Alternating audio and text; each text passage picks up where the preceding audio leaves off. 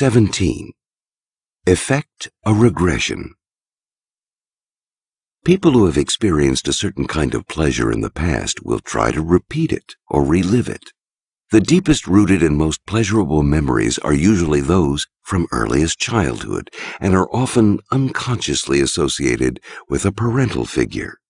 Bring your targets back to that point by placing yourself in the edible triangle and positioning them as the needy child. Unaware of the cause of their emotional response, they will fall in love with you. Alternatively, you too can regress, letting them play the role of the protecting, nursing parent. In either case, you are offering the ultimate fantasy, the chance to have an intimate relationship with mommy or daddy, son or daughter. As adults, we tend to overvalue our childhood. In their dependency and powerlessness, children genuinely suffer. Yet when we get older, we conveniently forget about that and sentimentalize the supposed paradise we have left behind. We forget the pain and remember only the pleasure. Why? Because the responsibilities of adult life are a burden so oppressive at times that we secretly yearn for the dependency of childhood, for that person who looked after our every need, assumed our cares and worries. This daydream of ours has a strong erotic component, for the child's feeling of being dependent on the parent is charged with sexual undertones. Give people a sensation similar to that protected, dependent feeling of childhood, and they will project all kinds of fantasies onto you, including feelings of love or sexual attraction that they will attribute to something else. We won't admit it, but we long to regress, to shed our adult exterior and vent the childish emotions that linger beneath the surface. Early in his career, Sigmund Freud confronted a strange problem. Many of his female patients were falling in love with him. He thought he knew what was happening. Encouraged by Freud, the patient would delve into her childhood, which of course was the source of her illness or neurosis. She would talk about her relationship with her father, her earliest experiences of tenderness and love, and also of neglect and abandonment. The process would stir up powerful emotions and memories. In a way, she would be transported back into her childhood. Intensifying this effect was the fact that Freud himself said little and made himself a little cold and distant, although he seemed to be caring. In other words, quite like the traditional father figure. Meanwhile, the patient was lying on a couch in a helpless or passive position, so that the situation duplicated the roles of parent and child. Eventually, she would begin to direct some of the confused emotions she was dealing with toward Freud himself. Unaware of what was happening, she would relate to him as to her father. She would regress and fall in love. Freud called this phenomenon transference, and it would become an active part of his therapy. By getting patients to transfer some of their repressed feelings onto the therapist, he would bring their problems into the open, where they could be dealt with on a conscious level. The transference effect was so potent, though, that Freud was often unable to move his patients past their infatuation.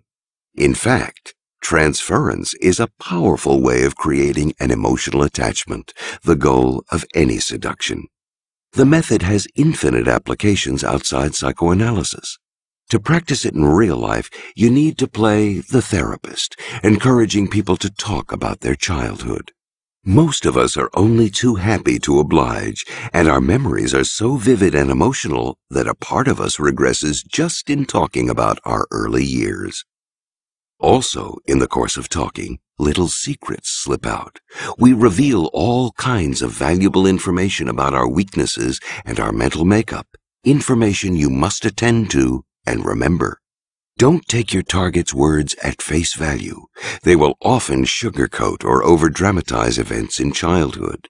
But pay attention to their tone of voice, to any nervous tics as they talk, and particularly to anything they don't want to talk about, anything they deny, or that makes them emotional. Many statements actually mean their opposite. Should they say they hated their father, for instance, you can be sure that they are hiding a lot of disappointment, that they actually loved their father only too much, and perhaps never quite got what they wanted from him. Listen closely for recurring themes and stories.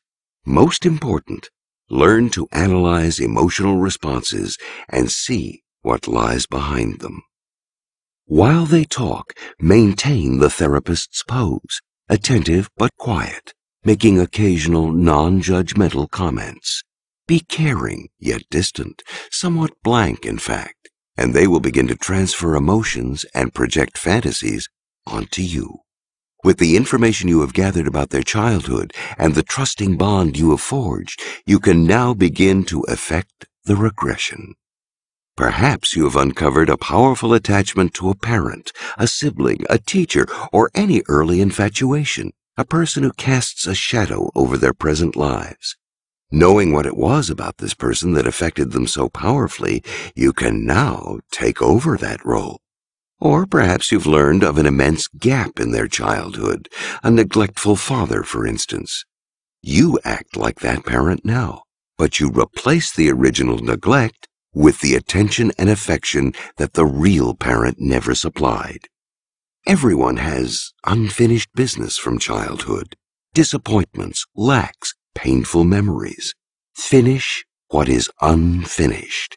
Discover what your target never got, and you have the ingredients for a deep-rooted seduction. The key is not just to talk about memories. That is weak. What you want is to get people to act out in their present old issues from their past without their being aware of what is happening. The regressions you can effect fall into 4 main types. The infantile regression. The first bond, the bond between a mother and her infant, is the most powerful one. Unlike other animals, human babies have a long period of helplessness during which they are dependent on their mother, creating an attachment that influences the rest of their lives. The key to effecting this regression is to reproduce the sense of unconditional love a mother has for her child. Never judge your targets. Let them do whatever they want, including behaving badly. At the same time, surround them with loving attention. Smother them with comfort. A part of them will regress to those earliest years when their mother took care of everything and rarely left them alone. This works on almost everyone, for unconditional love is the rarest and most treasured form. You don't even have to tailor your behavior to anything specific in their childhood. Most of us have experienced this kind of attention. Meanwhile, create atmospheres that reinforce the feeling you are generating. Warm environments, playful activities, bright, happy colors. The edible regression. After the bond between mother and child comes the edible triangle of mother, father, and child. This triangle forms during the period of the child's earliest erotic fantasies. A boy wants his mother to himself. A girl does the same with her father, but they never quite have it that way. For a parent will always have competing connections to a spouse or to other adults. Unconditional love has gone. Now, inevitably, the parent must sometimes deny what the child desires. Transport your victims back to this period. Play a parental role. Be loving, but also sometimes scold and instill some discipline. Children actually love a little discipline. It makes them feel that the adult cares about them.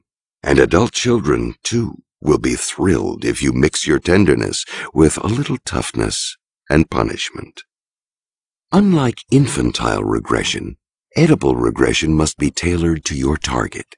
It depends on the information you have gathered. Without knowing enough, you might treat a person like a child, scolding them now and then, only to discover that you are stirring up ugly memories. They had too much discipline as a child.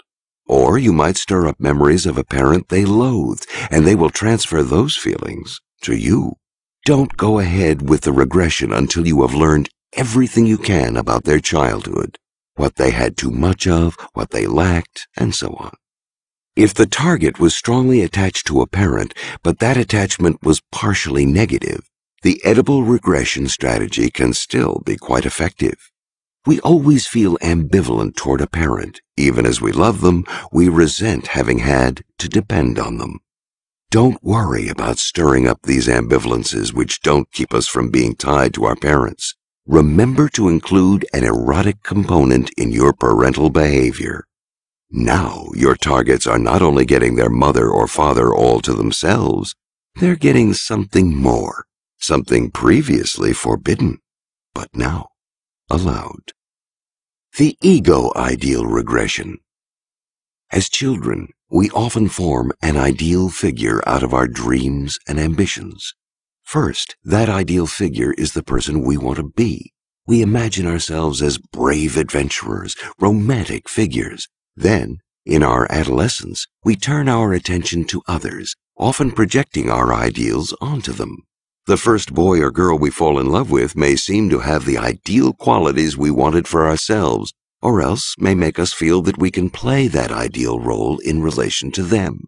Most of us carry these ideals around with us, buried just below the surface. We are secretly disappointed in how much we have had to compromise, how far below the ideal we have fallen as we have gotten older. Make your targets feel they are living out this youthful ideal and coming closer to being the person they wanted to be, and you will affect a different kind of regression, creating a feeling reminiscent of adolescence.